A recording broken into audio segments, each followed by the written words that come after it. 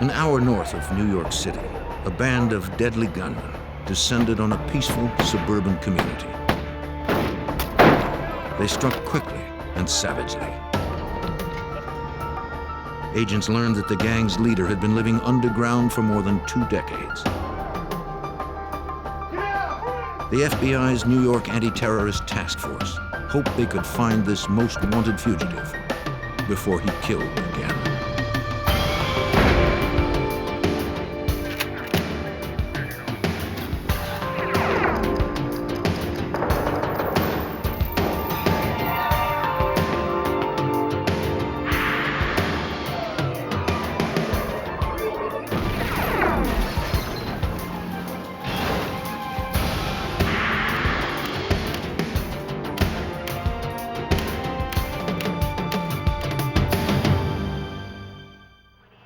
A series of armored car heists and bloody shootouts shocked law enforcement. The brutal violence of the crimes suggested a motive more complex than greed. When the robbers started targeting police, the FBI took charge. I'm Jim Kallstrom, former head of the FBI's New York office. Agents would expend thousands of man-hours to stop an armed gang that terrorized New York.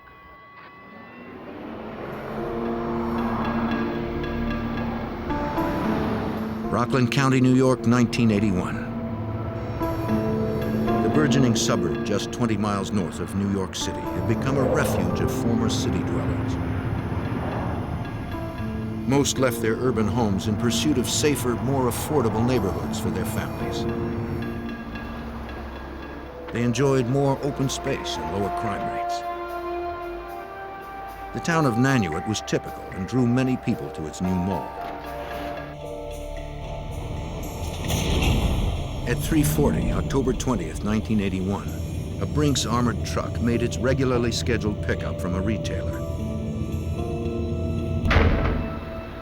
One guard remained in the truck while another watched the doors.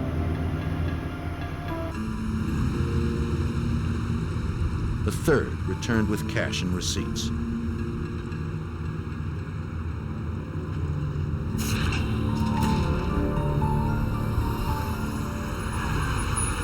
With no warning, a gang of masked men burst out of a red van. One guard was hit in the throat, another was hit in the arm. The gunman then trained their weapons on the driver. He shot back, but the assailant's gunfire was overwhelming. One guard managed to climb into the back of the truck for protection.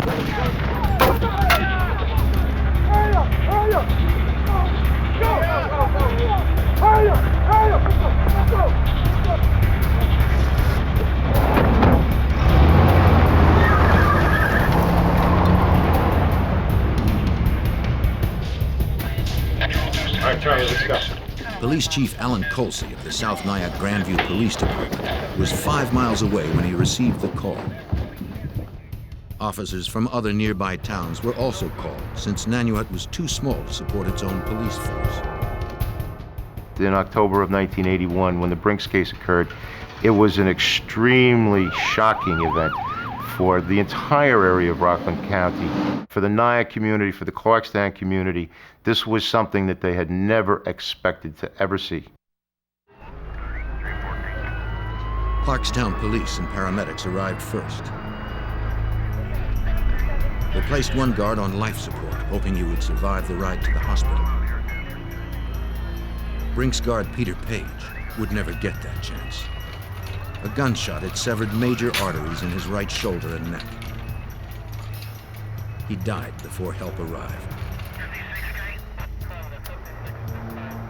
The uninjured driver said though the gunman had worn masks, he believed they were black males. They sped off in a red van. From a deposit log, police learned that $1.6 million was missing. $1.3 million remained in the truck. Chief Colsey received updates as he raced to the crime scene. The first information coming in from the Nyak scene was that the suspects had been seen escaping in a red van. They were eastbound on Route 59. This would take them along a route adjacent to the New York State Thruway, which leads directly into New York City over the Tappan Zee Bridge. Moments later, a local resident close to the mall reported seeing masked gunmen in a parking lot, transferring sacks and weapons into a small moving truck. The witness told Clarkstown police that the vehicles exited eastbound.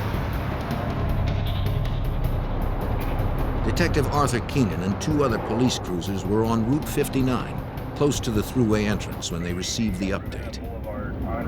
We proceeded on to Route 59 near the New York State Thruway to see if we would see the getaway vehicle. We went to that area figuring that would be a getaway route. When the officers arrived at the intersection of Mountain View Road and Interstate 87, they noticed a moving truck waiting to turn left onto the thruway. Keenan ordered 1 patrol unit to block the on-ramp. Then, Detective Keenan received a call about a second moving truck.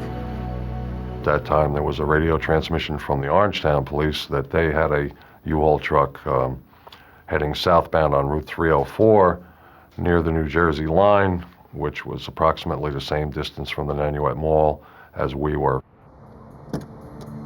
Unsure if the truck on Route 59 was the suspects, Sergeant Edward O'Grady and Detective Keenan blocked the truck.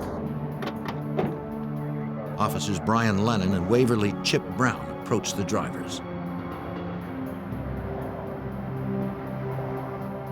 The suspects were described as being black males. At the intersection, we observed the driver and passenger as being white individuals. Yeah. The woman objected to the shotgun. Sergeant O'Grady directed Lennon to return the gun to the patrol car. They believed they had stopped the wrong truck. On the boulevard westbound. As Lennon secured the gun, the detective inspected the back of the moving truck. Though it didn't appear locked, the back door wouldn't open. He told the couple that he wanted to see what was inside. I couldn't understand why it wouldn't open. I wanted to know what was in the back of the truck. And then instantly, as I was said that, a noise came from the truck. I turned and all the suspects were coming out of the back, shooting. The rounds from the officers' 6-shot revolvers bounced off the bulletproof vests worn by the armed gang.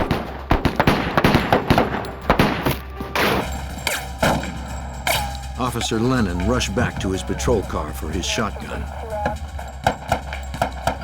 Officer Brown was shot in the neck and shoulder and fell to the ground.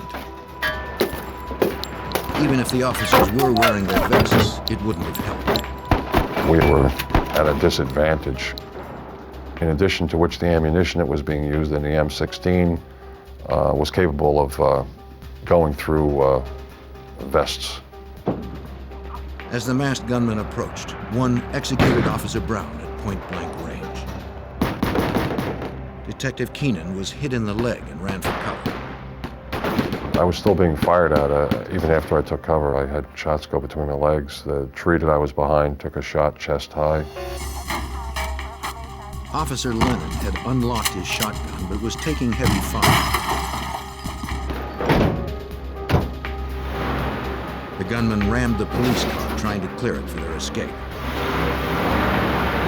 It didn't work. Then, 2 cars arrived at the scene. The suspects gathered the money bags and piled into the cars.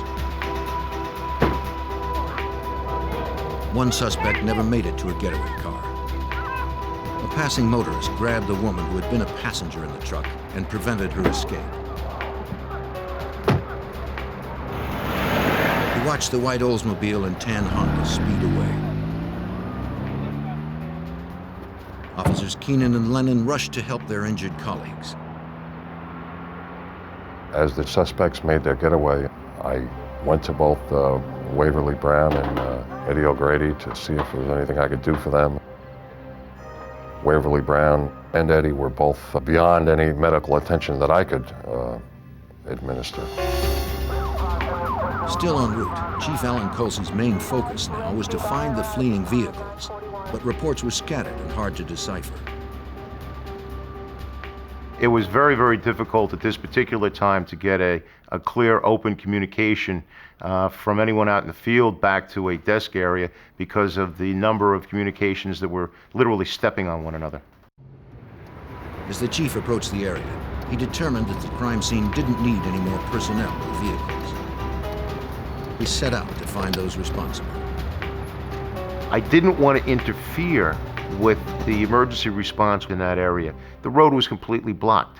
So knowing that this particular escape route would lead them in a particular direction, I made a U-turn at Mountain View and 59 and traced my steps back. He figured the suspects would travel towards New York City, where there was potential for a greater loss of life. He believed their route would take them along Mountain View Avenue to a T intersection. I figured there was a 50-50 shot that they were either going to go east or west, and that I could cover at least one of those avenues of escape, and went immediately to that area as quickly as I could. In fact, en route to that particular intersection, I observed the suspect vehicles, two of them, at a high rate of speed heading east on Christian Herald Road. The chief followed the cars. He radioed in his position and asked for backup. It was clear to me, based upon the events that had transpired up until that point, that these were extremely dangerous individuals who had no compulsion or no regard for human life and no hesitancy to take the utmost of violent actions against anybody who would stand in their way. Until units arrived, it would be up to him to stop two vehicles that held 6 heavily armed cop killers. After following for a few minutes, the chief noticed that 2 passengers in the Honda had ducked out of sight, perhaps to load guns. As we get to the corner of 6th and Broadway, the Oldsmobile makes a right-hand turn onto Broadway going south into the middle of town, and the tan Honda attempts to do the same, but slides, skids across the road. The chief positioned his car between himself and the fugitives. He drew his gun and continued to call for backup, hoping his voice could be heard over the clamor of simultaneous calls. I continually order the suspects out of the vehicle. There's a period of a few seconds where nothing in fact happens. And then the door opens up and I see a female put her feet out onto the roadway and remain seated in the front seat of the car. The chief repeated his commands to exit the vehicle with their hands in the air. The woman then began to reach behind the seat, perhaps for a gun. Then a second occupant walked towards the officer wearing a bulletproof vest. Despite my repeated orders to the contrary, one of the suspects came walking up towards me. The female was attempting to reach around and get something which I immediately assumed to be a weapon. The chief was outnumbered, and neither of the suspects obeyed his orders. He made one more desperate call for backup. Driver! On October 20th, 1981, the Nyak, New York police chief had stopped one of 2 getaway cars filled with suspects from an armored car robbery that had left 3 dead and 2 wounded. As he continued to call for backup, one suspect reached behind her seat. Another approached the chief wearing a bulletproof vest. He was outnumbered, and neither of the suspects obeyed his orders. As the chief made one last desperate radio call, backup arrived. What do you got? Got 2, got 1 in the back seat. All right, get on the ground, face down, on the ground, get on the ground, face down. They secured the scene and pulled a 3rd suspect from the back seat. Police believed that he had been an armed lookout for the other 2, but was injured and dropped his weapon when their getaway car careened out of control. Police searched the car. In the trunk, they recovered sacks that held in excess of $1 million. Under the front seat, they found a loaded 9mm pistol, the weapon the woman had likely been reaching for. Thousands attended the funeral for the officers slain at the October 20th shootout. The entire community shared the grief felt by Detective Arthur Keenan at the loss of his colleagues. The death of my two friends, Chipper Brown and Eddie O'Grady, definitely affected my life from that point forward.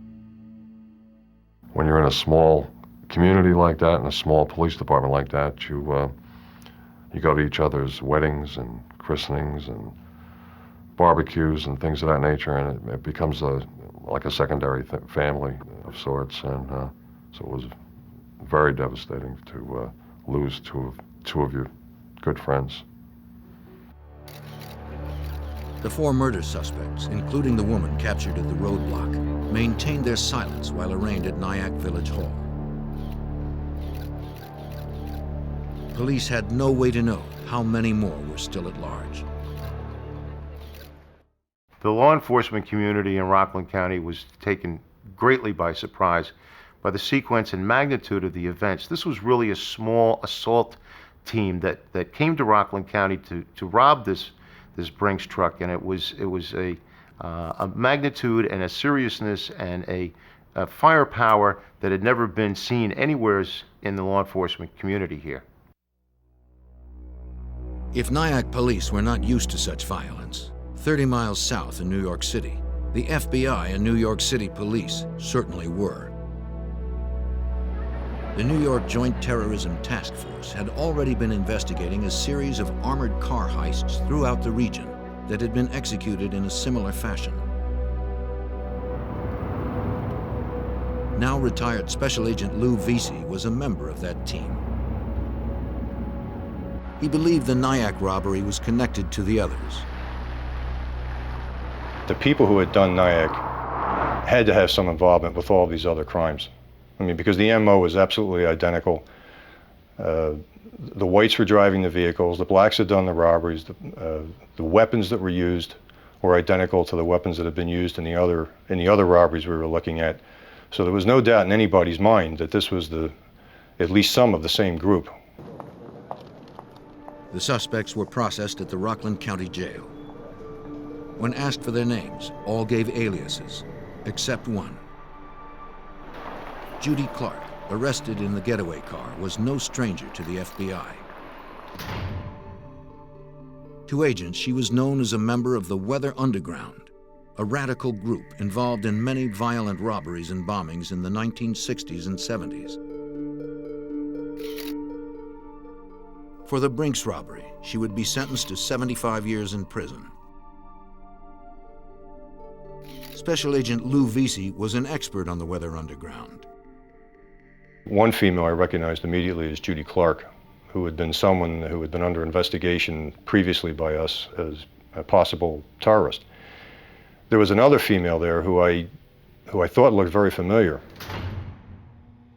Agent Vizi suspected the woman arrested at the Roadblock was Kathy Boudin, another member of the Weather Underground. A fingerprint check confirmed it. Boudin pled guilty and was sentenced to 20 years in prison for acting as a decoy passenger in the moving truck. They discovered one of the men to be David Gilbert, Boudin's common-law husband, who was also a member of the Weather Underground.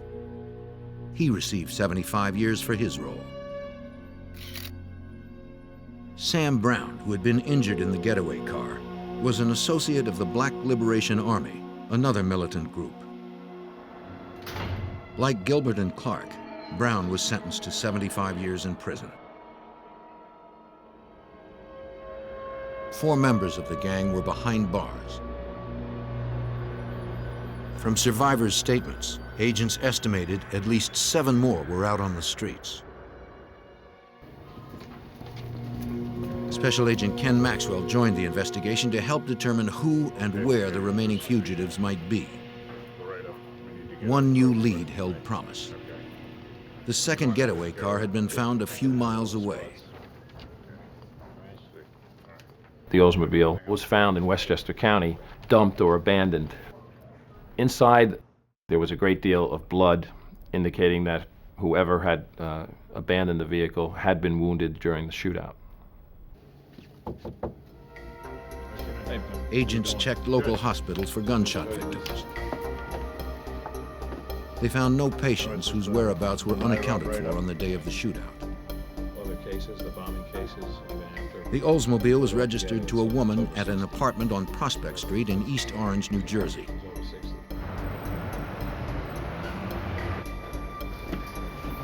They suspected that the armed fugitives had taken refuge there. Agents obtained a search warrant. They found no one inside and began to process the apartment. The location in East Orange, New Jersey was a treasure trove of evidence. It's what we commonly refer to as a safe house. Inside that safe house, the New Jersey State Police and the FBI located a tremendous amount of documentary evidence indicating other safe houses, other vehicles used by these subjects, and also photographs and other forms of identification that began to unravel the mystery as to who was involved. One key name investigators discovered on rent receipts was the legal name of the tenant, Marilyn Jean Buck. The FBI knew her name and history. She was a known operative of the Black Liberation Army and its only white member. Well, Marilyn Buck had a long history of her involvement with radical politics, if you will. At the time of the robbery, she was a fugitive who had gone underground and was wanted on weapons charges. What is that?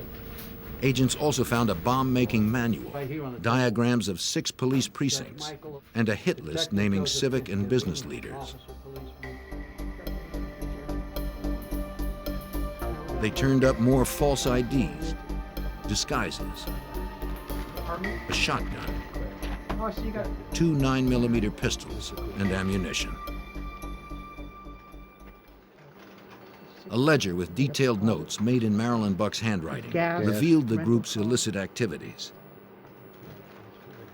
It listed dates and expenditures for rental cars, guns, ammunition, and illegal drugs.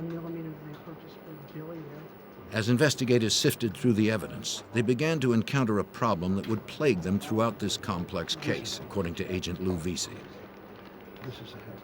I think the real difficulty is just the sheer bulk of information and evidence. Numerous pieces of evidence from numerous crime scenes, individuals who constantly used aliases, false identification, had safe houses. You had to figure out who was who. Was that person identical to a person with a different name but a same physical description in another safe house? It was a gigantic jigsaw puzzle, and sometimes you didn't think you had all the pieces. Agents still didn't know who was involved, where they were, and why they did it. Mr. Brown, to get answers, the FBI needed to develop a cooperating witness. They turned to Sam Brown in Otisville Prison, the gunman arrested after the car chase. He was a low-level associate of the Black Liberation Army. Brown cooperated in the hopes that his sentence would be lightened. Sam Brown was the only one who decided to talk to the investigators. He really got us started. He's the one that named a few names, and with those few names, that's where the investigation began widening out to the rest of them. So he was very important.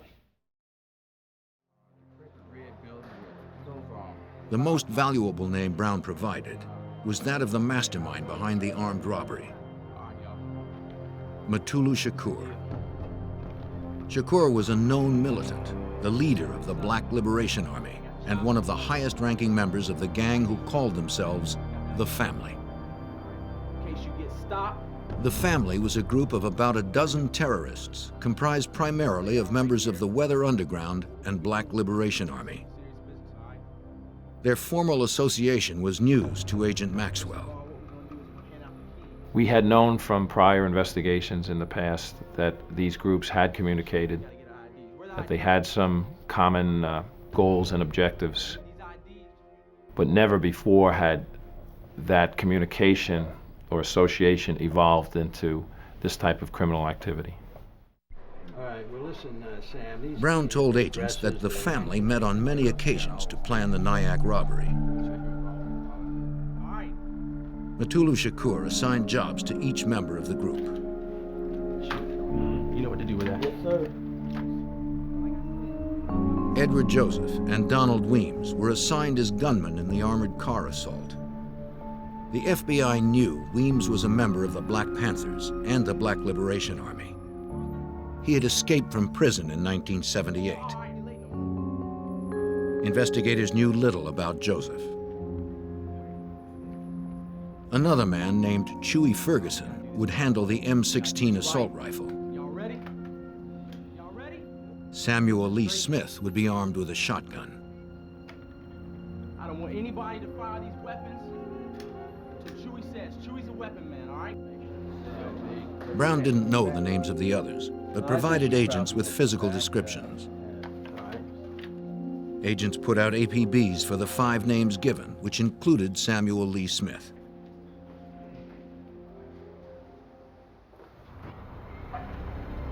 In Queens, homicide detectives were on their way to Smith's last known address. A license plate registered to him had been found in a safe house. As one detective drove down Smith Street, he passed a driver who fit the suspect's description. The detective called for a marked unit to stop him. When the man saw the lights, he took off.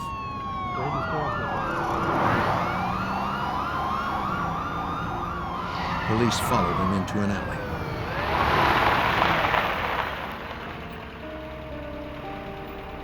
Get out of the car! Put your hands out the window! Use your left hand to open the door. Step out of the vehicle. Step out of the car. You step out of the car. Keep out of the car. Step out of the car. Keep your hands back. For the 3rd time in as many days, an armed member of the family had opened fire on uniformed officers. Samuel Lee Smith, a fugitive wanted for his role in the shooting deaths of 2 police officers and an armored car guard, had opened fire on New York City police. His attack did not last long.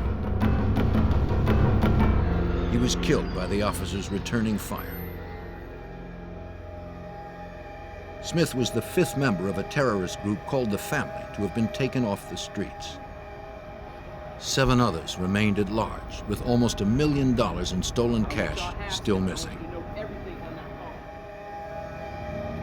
On a tip from Sam Brown, a gang member already in custody, police canvassed a Bronx neighborhood for another suspect named Donald Weems.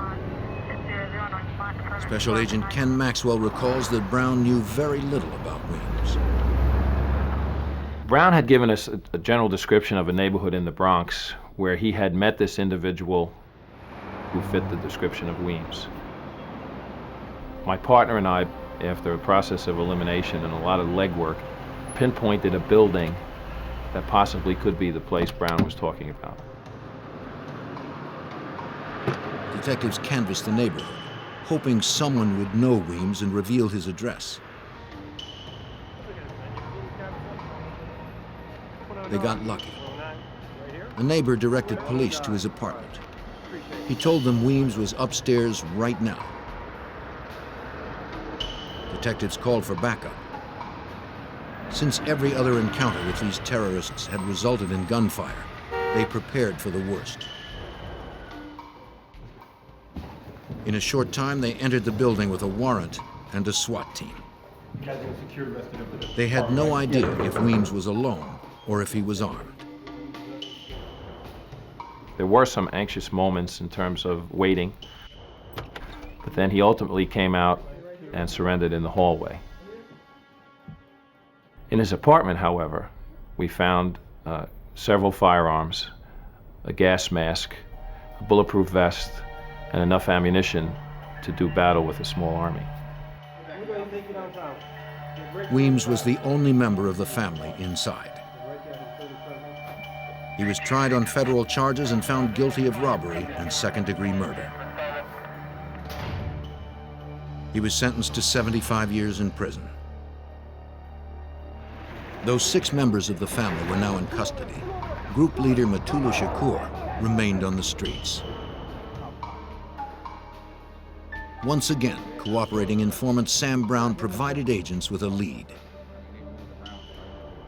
He believed Matulu Shakur could most likely be found in Harlem at the acupuncture clinic Shakur had founded.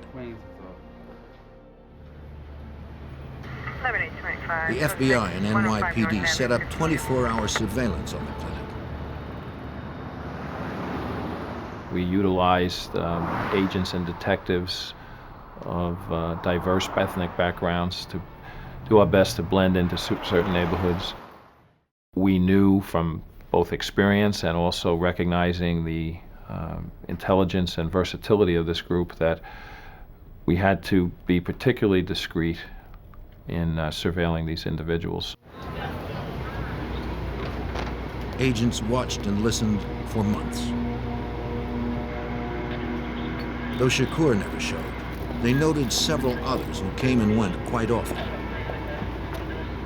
Agents hoped they would eventually lead them to Shakur.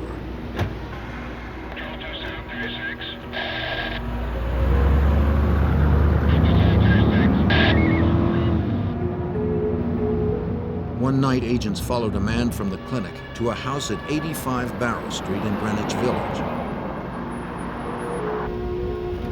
They learned the house was rented to Edward Joseph, one of the suspects named by informant Sam Brown in the Nyak robbery and shootout.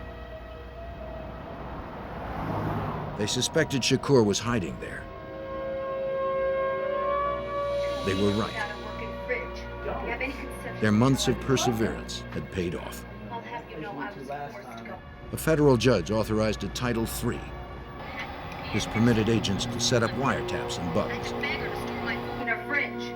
Shakur and Joseph must have suspected the FBI's presence, since they often turned up the TV when they talked. Despite this, agents were able to pick up snippets of incriminating conversations, including a discussion of killing informant Sam Brown.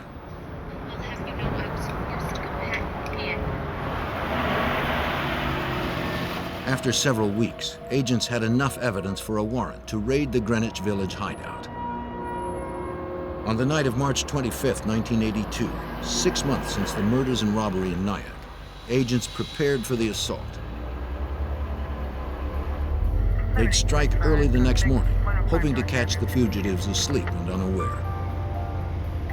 As the agents watched and waited, they saw Shakur enter the house.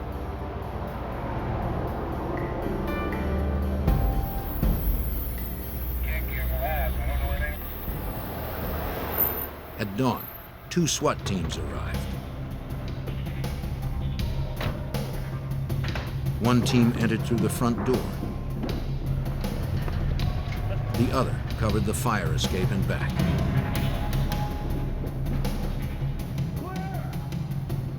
They arrested 2 men, Chewy Ferguson and Edward Joseph, both named as participants in the Nyak heist.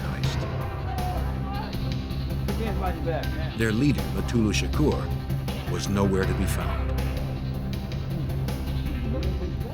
Somehow, he'd escaped during the night, slipping past the surveillance.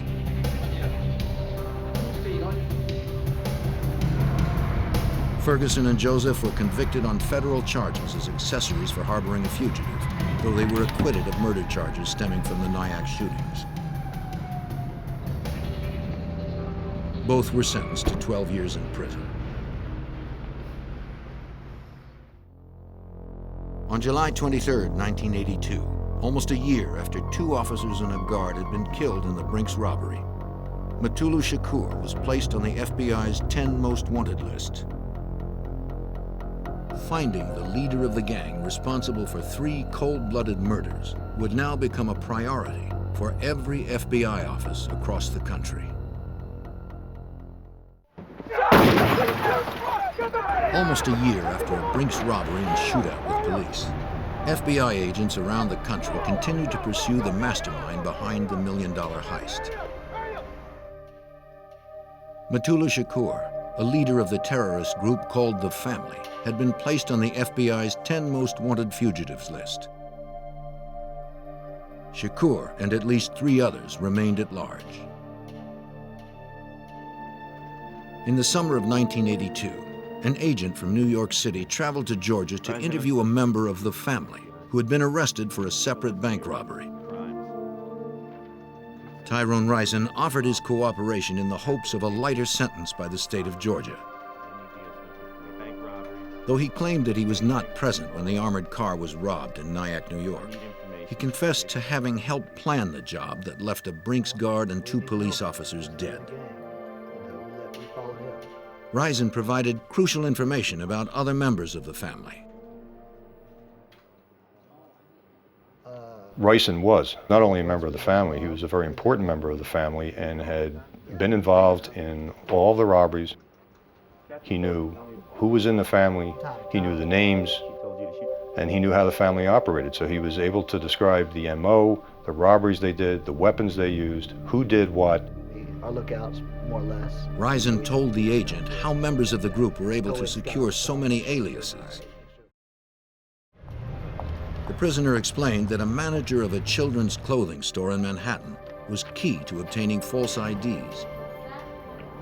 The manager gathered license information each time a customer paid by check. Since New York State did not require a photo license in the early 80s, an imposter would take the information to the Motor Vehicles Department, claiming she'd lost her license. Then, the DMV would issue a duplicate immediately. Risen also described to Special Agent Maxwell the group's motives. They termed these robberies expropriations, almost acts of war. And as one of their members eloquently, or not so eloquently, commented one time, in war, people get hurt. So if you can understand that philosophy, you can understand the mindset or the motivation behind the gang. Risen's information helped agents understand more about the inner workings of the group. But by the fall of 1984, 3 years after the Brinks heist and triple murder, 3 fugitives still eluded the FBI, including gang leader Matulu Shakur, Marilyn Buck, and Susan Rosenberg. Despite this, time was on the side of the FBI. The longer the fugitives ran, the more likely it was they'd make a mistake. On November 29, 1984, local police received a call from a manager at a storage facility in Cherry Hill, New Jersey. He reported a customer on the premises who had been paying her bill with a credit card that was determined to be stolen. Hello, this is Bob from Cherry Hill Storage. Officers arrived to find the woman about to leave. Inside the back of the van, they noticed containers that appeared to hold explosives. Police asked her for ID. When she reached for her purse under the driver's seat, the cautious officers stopped her. They wanted her hands to stay in plain sight. Inside her purse, they found a weapon. They placed her under arrest. When she was processed, police learned that she was Susan Rosenberg, a member of the Family, wanted in connection with the Brinks robbery and shootout. Investigators secured a search warrant for the van.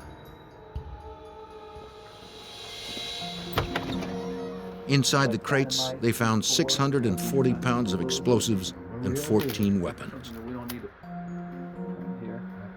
The van was registered in New York State to a woman named Louise Harmon.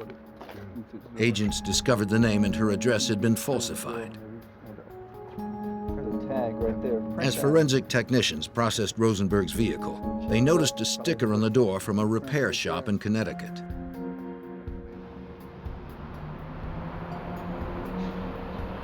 Agents located the New Haven repair shop where the vehicle had been serviced.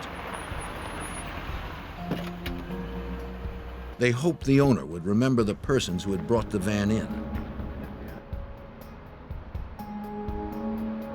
They showed the owner several photographs of women who were known associates of the family. The woman he identified was Marilyn Jean Buck, one of 2 remaining fugitives in the Brinks robbery and shootout. While Buck had not used her real name on the vehicle's paperwork, she listed an address in Dobbs Ferry, New York on the repair bill.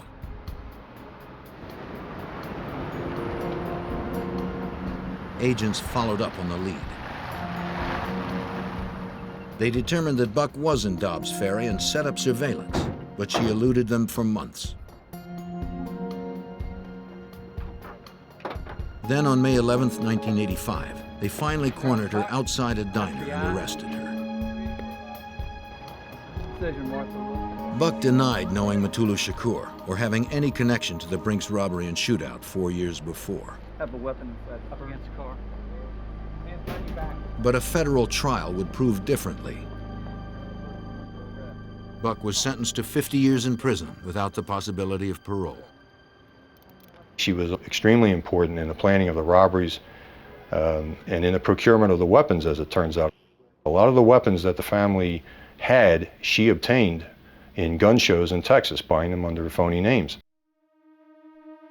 Now, only one known suspect in the Nyak robbery and shootout remained: terrorist leader Matulu Shakur. Do you happen to see anybody with him? Agents searched a Baltimore apartment rented by Buck, hoping for a lead to Shakur's whereabouts. They discovered paraphernalia for making false identity papers, wigs likely used in disguises, plans to bomb federal offices, and $10,000 in cash. Searchers also found guns and ammunition stashed in various locations throughout the apartment. And it looks like another handgun. Then, scrawled on a piece of paper, agents came across what they'd been hoping for: evidence of Matulu Shakur's whereabouts.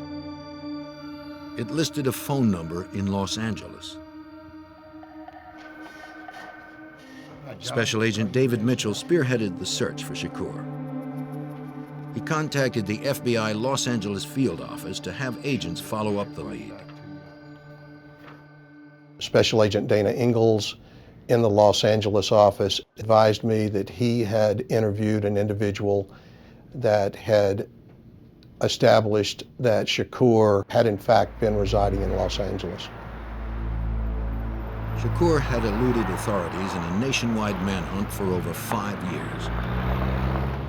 Agents hoped that this time they could corner him and bring down the leader of the terrorist gang responsible for killing 1 armored car guard and 2 police officers. The FBI and NYPD were closing in on Matulu Shakur, the elusive criminal believed to have masterminded a deadly Brinks robbery and shootout. Special Agent David Mitchell had tracked Shakur to LA, where the terrorist leader remained 1 step ahead. There were a number of challenges. Shakur was working with a group of individuals that were closely aligned to each other. They had a support network. The investigators all assigned to this investigation were having a difficult time getting individuals to cooperate. After many weeks, investigators were finally able to convince an informant to tell what he knew about the fugitive's whereabouts. He said he didn't know where Shakur was hiding, but he identified a man by the name of Chapman, known to be close to Shakur.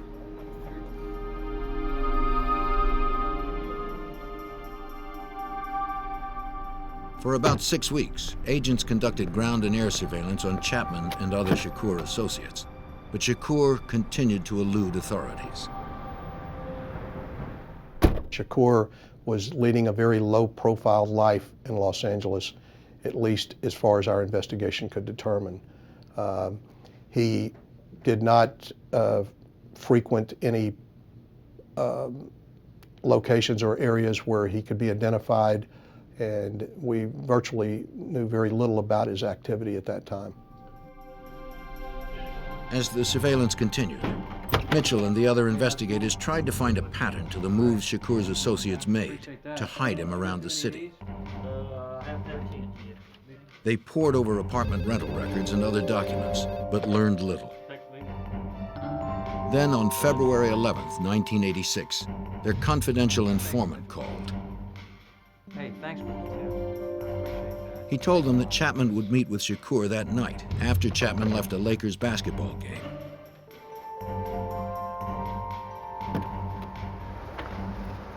Investigators located his car and waited for him to leave the forum.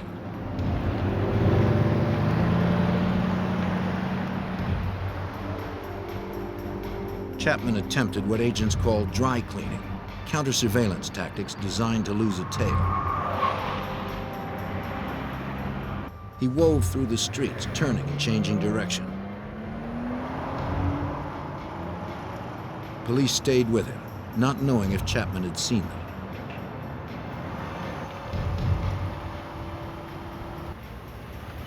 When Chapman reached his destination, Mitchell's team pulled in nearby.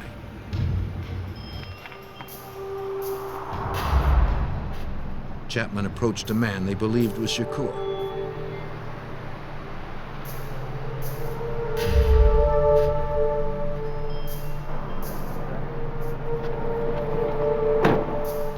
Two officers headed to where the men were talking, careful not to attract attention. When Shakur saw them, he took off on foot.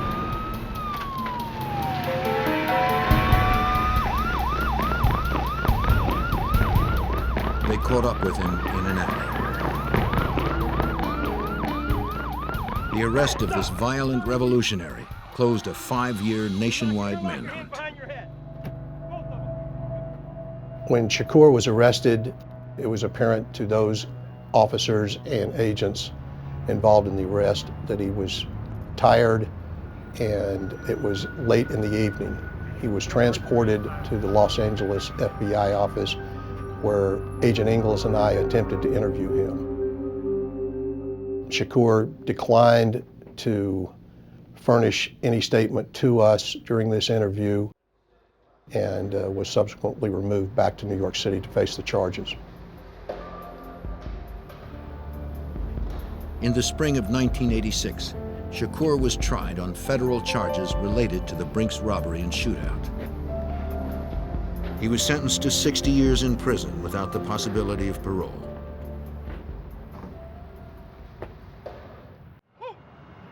The police officers who survived that terrifying day in Nyak, New York, were relieved that Shakur had been brought to justice. But for South Nyak Police Chief Alan Colsey, the memory of their loss would always be with them. Edward O'Grady and Officer Brown, Chip Brown as we call them, we're local Nyak community members. They'd gone through the Nyak school district. They had been on the job before I was, and in fact, more or less had sort of brought me and broken me into the community. They were very, very close to the community and to a lot of us that were police officers here. They were excellent people. They were excellent cops, and we miss them dearly to this day. To commemorate the slain officers, a monument was erected in Nyak, New York. The surviving colleagues have found some comfort in knowing that the lessons learned from the Nyak shootout have made life safer for citizens, as well as for the officers on the street today. Let it not be said that they died in vain, but rather that their ultimate sacrifice led to the identification of a national problem. I think their ultimate sacrifice and the tragic deaths of everyone involved certainly uncovered a nationwide network of domestic terrorists heretofore unknown, and in essence prevented the loss of life to others.